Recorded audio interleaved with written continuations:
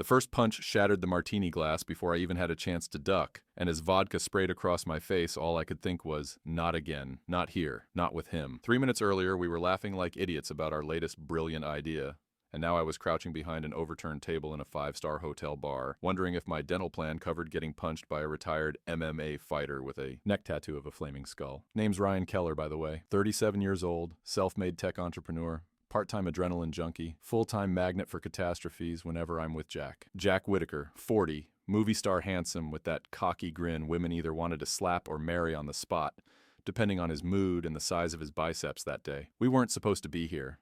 We weren't supposed to do this anymore. We'd promised each other. Promised. After what happened in Cabo. After the Russian ambassador incident. After the yacht explosion. After the alpaca thing. But then Jack had that look in his eye. That look that said, come on, Rye, just one more harmless little adventure, and like a complete moron, I said yes, again. So now here we were, 2 grown men, wildly successful in business, owners of multiple homes, investors in 3 different startups, and yet somehow, hiding behind a velvet-draped bar table while glass rained down around us, like it was the world's worst New Year's party. Your fault? I hissed at Jack as he nonchalantly adjusted the sleeves of his tailored Italian blazer, like he wasn't seconds away from a potential ER visit. My fault? Jack smirked, his voice pure, weaponized sarcasm. You're the one who told him he looked like a steroidal Pez dispenser? In my defense, I said, wiping blood, or maybe it was just cranberry juice, from my forehead. He does. The bartender, bless his soul, was screaming into a phone, presumably, dialing either the police or the nearest funeral home, while Jack, ever the brilliant strategist, decided now was the perfect time to stand up and grin at the human brick house swinging fists our way like it was amateur night at Fight Club. You thinking what I'm thinking? Jack said, winking. If you're thinking we need a new lawyer after this, then yes, Jack, yes I am, I deadpanned. Nope, he said, flashing that maddening, reckless grin. I'm thinking front door, hard left, kitchen entrance, roof access, Plan Delta. Plan Delta got us banned from Monaco for life, I shouted. Exactly, he said, already sprinting. I swore so loudly my own grandmother probably woke up in her grave to yell at me, then vaulted after him, because when Jack Whitaker commits to a terrible idea, you don't get to vote. You just hang on and pray. As we crashed through a pair of swinging kitchen doors and sent a pyramid of creme brulees flying, I couldn't help but wonder, was this the time it finally caught up with us? Because something about this night felt different. Darker, much, much worse. And neither of us had any clue that by sunrise, one of us would be facing the kind of betrayal that changes everything forever. If you've never sprinted through a Michelin-starred kitchen at midnight while being chased by a human wrecking ball in a rhinestone jacket, let me tell you, it's exactly as glamorous as it sounds. Jack vaulted over a stainless steel prep table like he was auditioning for a Mission Impossible reboot, while I, Ryan Keller, 37, respected member of the Forbes 40 Under 40 list, tripped over a crate of organic avocados and almost ate tile. Graceful as ever, buddy, Jack called over his shoulder, and if sarcasm was a sport, that man would have a trophy room bigger than my house. I scrambled up, muttering every polite insult I knew, just in time to see Jack shove a giant rolling rack of desserts straight into our pursuer, who body-checked it like it was made of pool noodles and kept coming, eyes burning with homicidal enthusiasm. Plan Delta, my butt, I gasped, dodging a flying creme brulee that hit the wall with a sound like a tiny sugary explosion. Plan Delta sucks! Jack skidded around a corner, grabbing a handful of breadsticks from a catering tray like this was just another Wednesday night cardio session. Remind me to rework the escape routes, he said casually, crunching a breadstick like we weren't seconds away from an obituary titled, 2 Idiots Meet Predictable End After Bar Fight. We burst through an emergency exit, alarms blaring, into a back alley that smelled like expired seafood and broken dreams. The heavy steel door slammed behind us with a bang that echoed down the narrow walls, and for a glorious half-second, I thought we might actually survive this. Then the door shuddered violently, once, twice, like a horror movie where you know you're supposed to run, but your brain just freezes and your legs feel like spaghetti. Car's 3 blocks down, Jack shouted, already sprinting toward the main street, long legs moving like he was fueled by espresso and bad decisions. 3 blocks. Easy.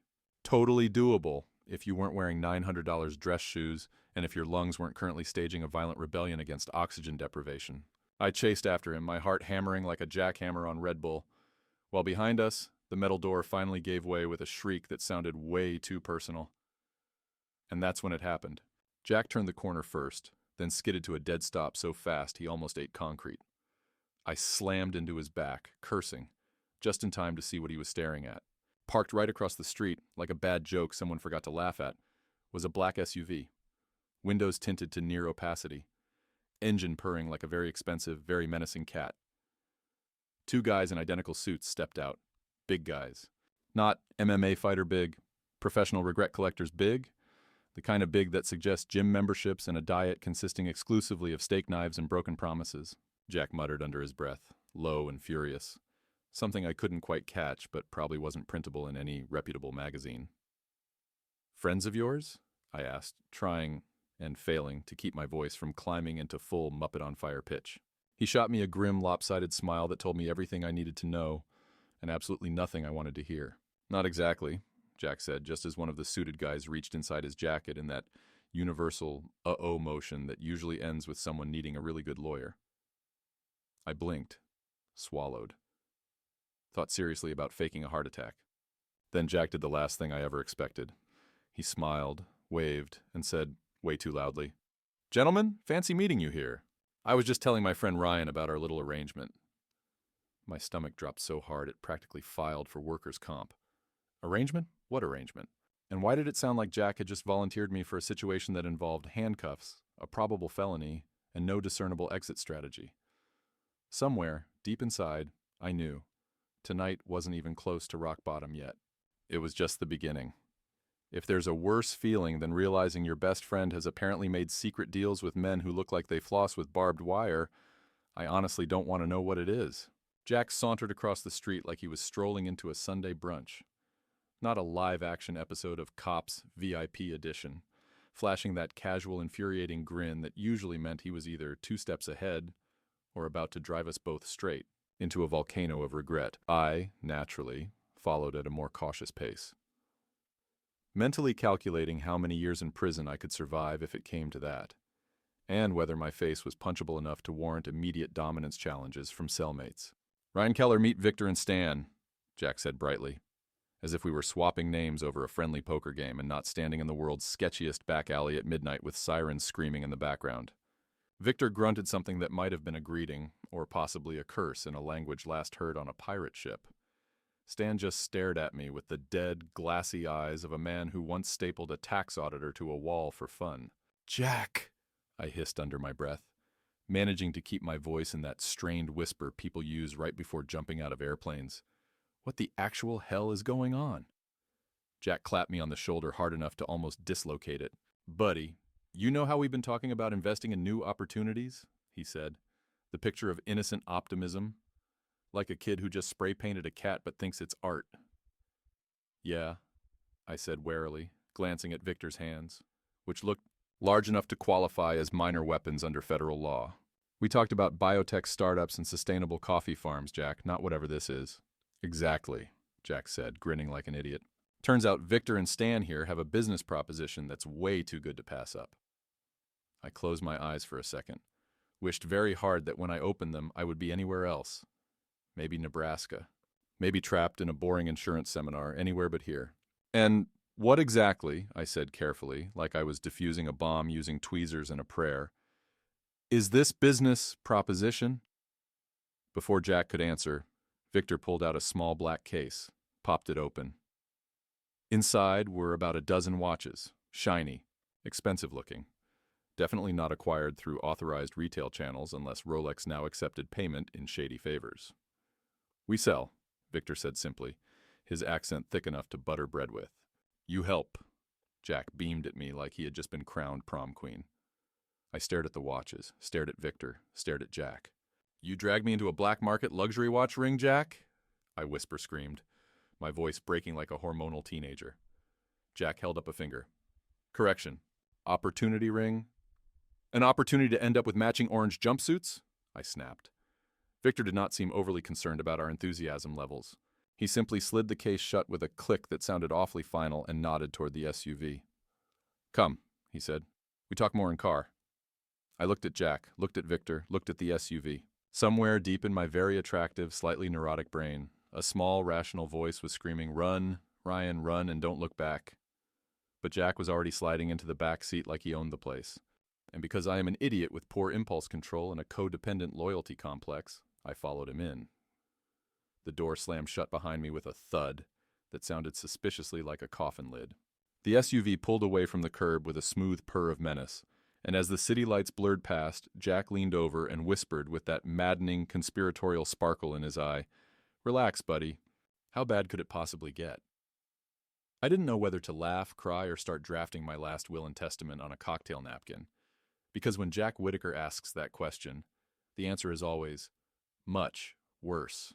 There are moments in life when you realize, with crystal clear, soul-crushing certainty, that you have made a colossal, possibly life-altering mistake. Sitting in the back of a blacked-out SUV with Jack Whittaker grinning like he just won the lottery of terrible ideas, and Victor and Stan radiating the warm, welcoming energy of loan sharks on a tight deadline, that was one of those moments. "Relax," Jack said, nudging me with his elbow like we were about to hit up a drive-thru for tacos, not casually wade into international crime. "You're making that face again." "What face?" I snapped, keeping my hands firmly in my lap like they might somehow shield me from imminent incarceration. "The I should have stayed home and learned knitting face," Jack said, smirking.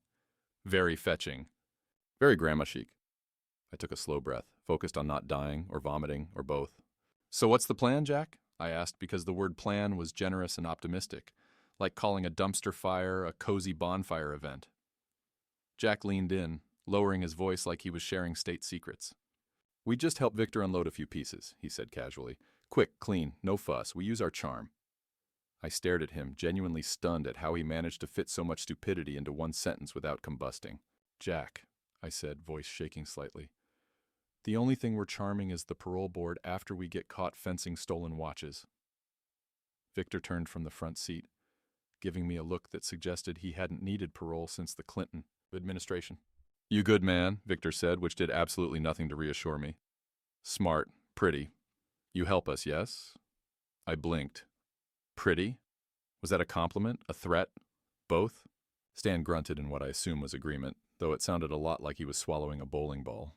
Jack, meanwhile, nodded enthusiastically, like he was getting peer pressured into joining a kickball team and not, engaging in possible felony activity. "See?" Jack said, elbowing me again. "Stan and Victor believe in you. I believe in you. Believe in you too, Rye." It was the worst motivational speech in human history. The SUV pulled into the underground garage of a building that looked suspiciously like the kind of place where bodies accidentally fall down elevators. I opened my mouth to protest, to beg for mercy, maybe to fake a seizure. Too late. Victor was already hauling a black duffel bag out of the trunk and tossing it to Jack like they were old college roommates swapping textbooks. Jack caught it one-handed, grinned at me like we were headed to a tailgate party, and whispered, "Trust fall, buddy. Always a trust fall." It was at that exact moment, standing there in a damp concrete garage that smelled vaguely of bleach and shattered dreams, that I knew two things with absolute certainty. First, Jack Whittaker would be the death of me. Second, I was definitely, absolutely, 1,000% going to kill him first. But before I could act on that beautiful, life-affirming thought, the service elevator dinged open, and standing there, arms crossed, was the last person I ever expected to see. She looked right at me, right through me, and the shock on her face mirrored my own, because she wasn't just anyone. She was the one person who could blow up my entire life with a single word, my ex-fiancée. And judging by the diamond-crushing glare she was giving me, she was very much in the mood to do exactly that. If being slammed in the face with a shovel had a spiritual equivalent, it would be the exact feeling I got seeing Claire standing there, arms crossed, jaw set at a level of disapproval typically reserved for serial killers and people who chew with their mouths open.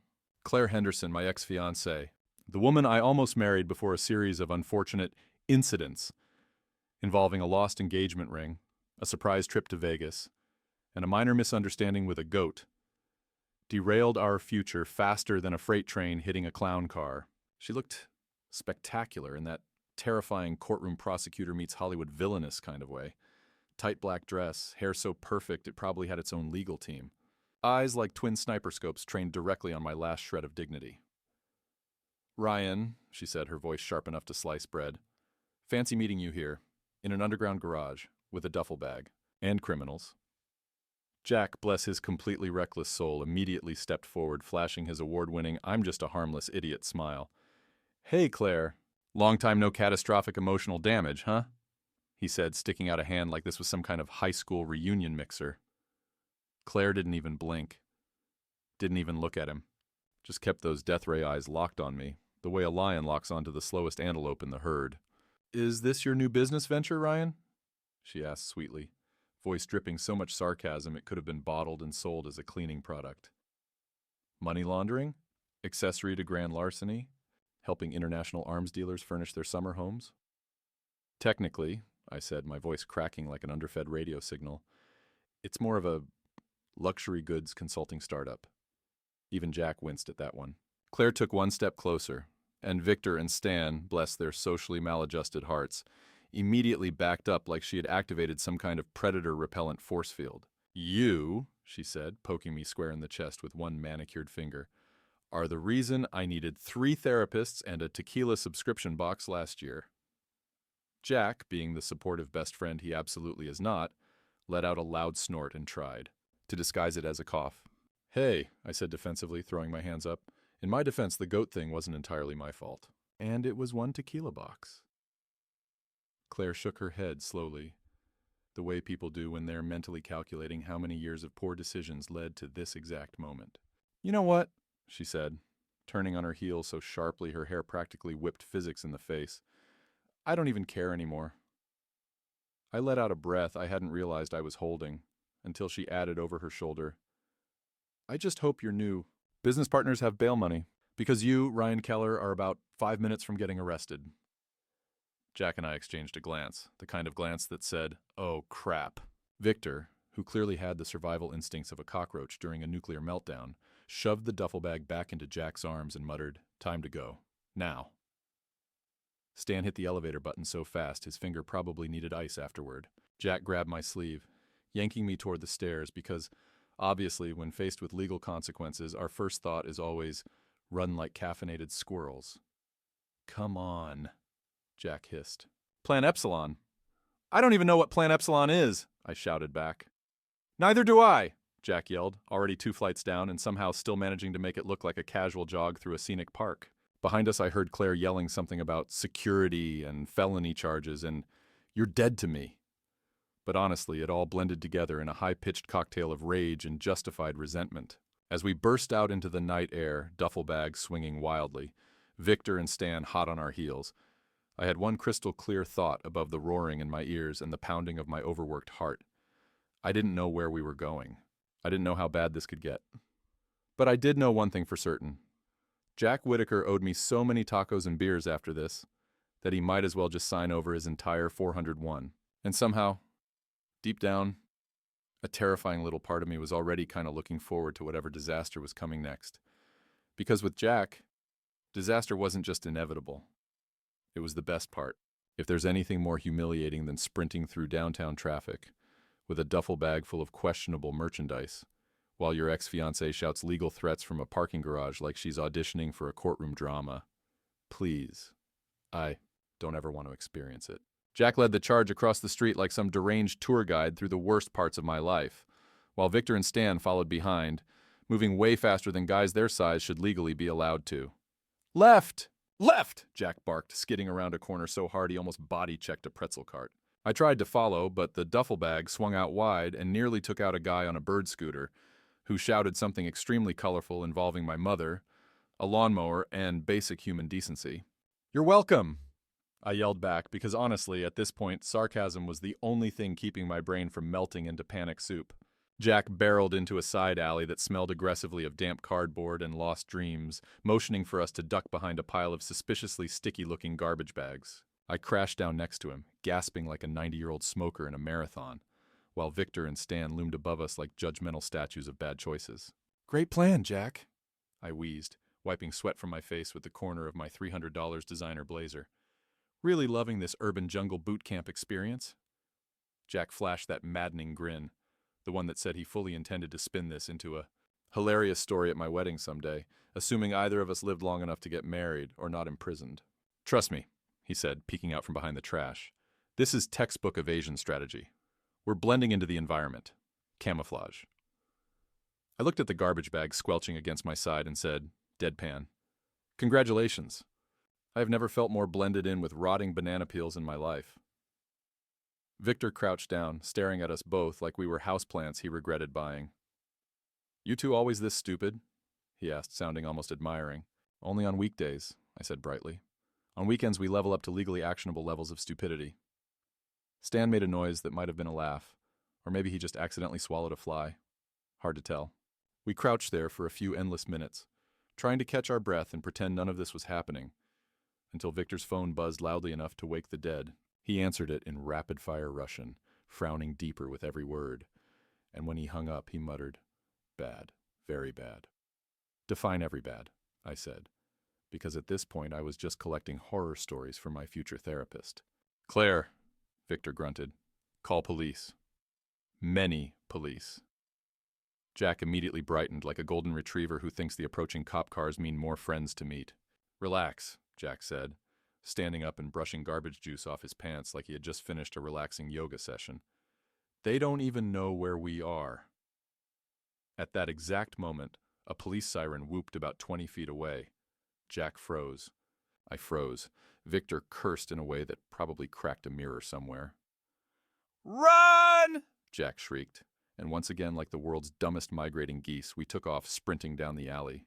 We burst into the main street, dodging honking cars and angry pedestrians, looking like a very badly organized flash mob.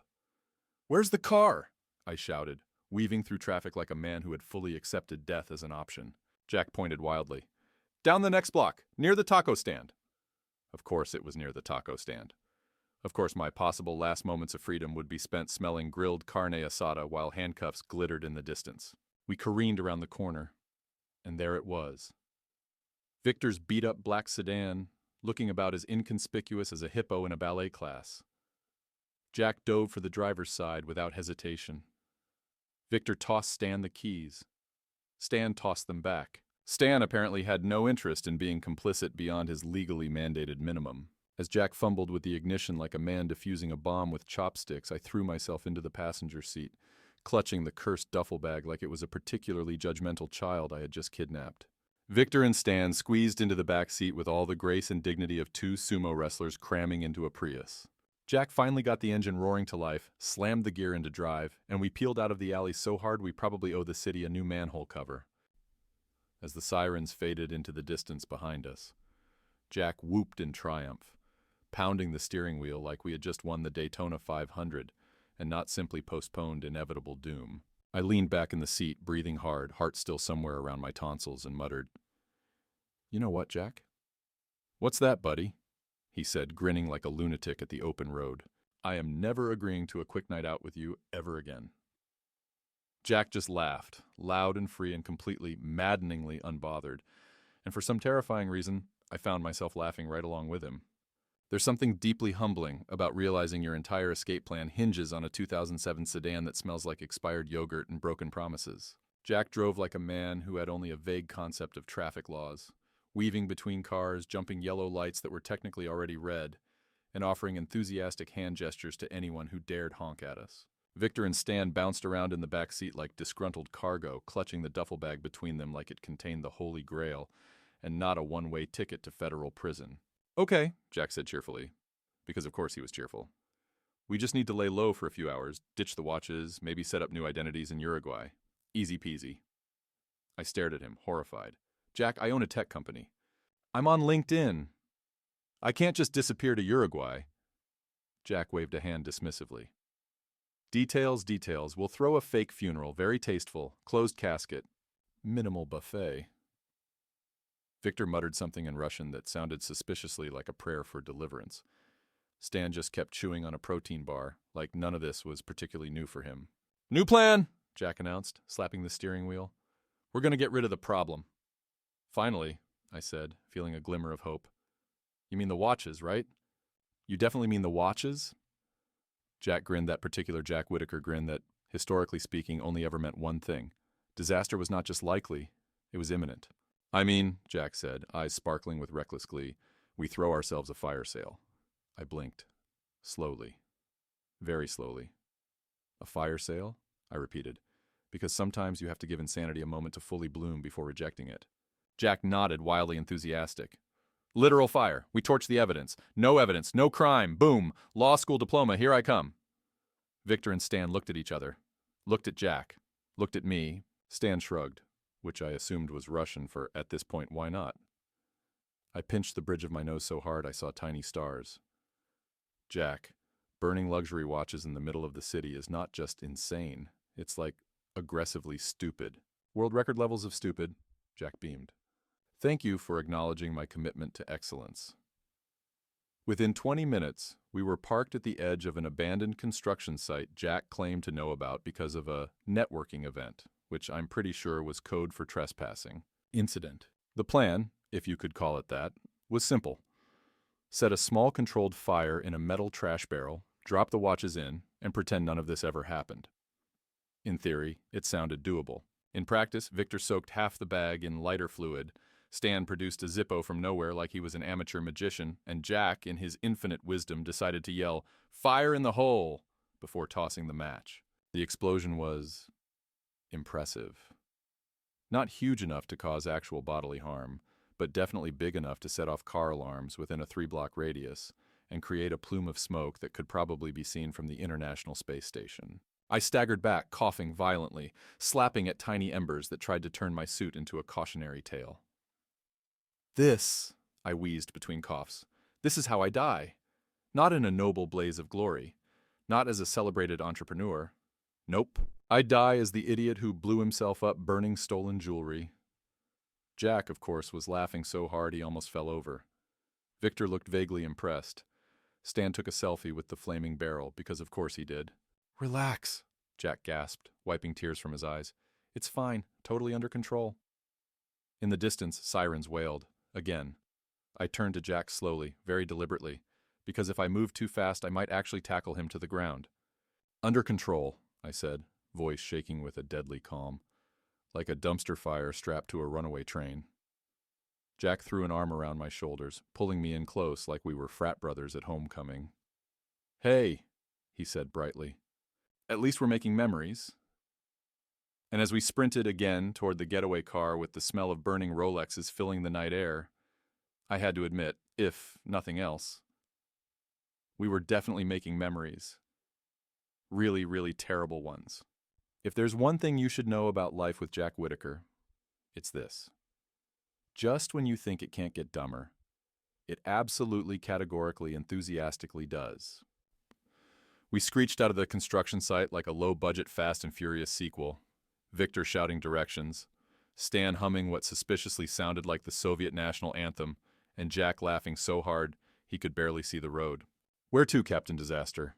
I shouted over the roar of the engine and the wail of approaching sirens. Jack, ever the strategist, grinned and said, Don't worry, Rye. I got us a safe house. I didn't know whether to be relieved or start drafting my eulogy. 15 minutes later, we rolled up to a small, nondescript building tucked between a laundromat and a psychic reading shop that probably doubled as a front for something even sketchier than us. We piled out of the car, still coughing up smoke and adrenaline, and Jack proudly punched in a code at the door like he owned the place. The door swung open, and there, waiting inside with folded arms, a very large coffee mug that said Boss Witch, and the single most unimpressed expression I have ever seen in my life, was Claire.